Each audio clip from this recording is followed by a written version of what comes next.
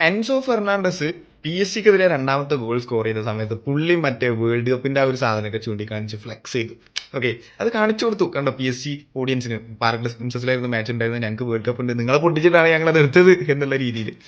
പിന്നെ 4 goal score ചെയ്ത് 5-2 പൊട്ടി. Always it's an Argentine.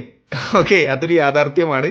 ഇപ്പൊ തൊട്ട് മുമ്പ് റയൽ മാഡ്രിഡ് വേഴ്സസ് ബെൻഫിക്ക മാച്ചിൽ ലീസ്ബണിൽ കളി നടന്ന നമുക്ക് ഓർമ്മയുണ്ടാവും. ഒട്ടാമണ്ടി ചാമ്പ്യൻസ് ലീഗിൽ വേൾഡ് കപ്പ് ഉണ്ട് എന്ന് പറഞ്ഞ് മറ്റേ ഇവന് ഷർട്ട് നോക്കി കാണിച്ചു കൊടുത്ത ആളാണ് Otamendi. That's also an Argentine.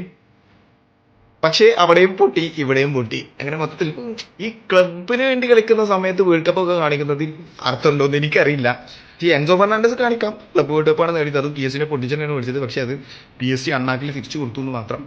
പിന്നെ അതുപോലെ മറ്റേ പരേഡസ് ഒക്കെ മറ്റേ അർജന്റീന ഷർട്ടിൽ നിൽക്കുന്ന സമയത്ത് വേൾഡ് കപ്പ് കാണിക്കുന്നത്, അതൊക്കെ ഓക്കെ, ഇറ്റ്സ് ഫൈൻ. ഓക്കെ, ബാക്കിയുള്ളവർ ഭയമുള്ളവർ കാണിക്കാം. പക്ഷെ ഈ ചാമ്പ്യൻസ് ലീഗിൽ കളിക്കുന്ന സമയത്ത് എന്തിനാണ് ഈ ഇത് കാണിക്കുന്നത്? അന്ന് എനിക്ക് വീഡിയോ ചെയ്യാൻ പറ്റിയില്ല. ഇന്നിപ്പോ അത് പറഞ്ഞെന്നുള്ളൂ ഈ എൻസോന്റെ ഈ കാട്ടിക്കുട്ടൽ പടം കണ്ടപ്പോൾ.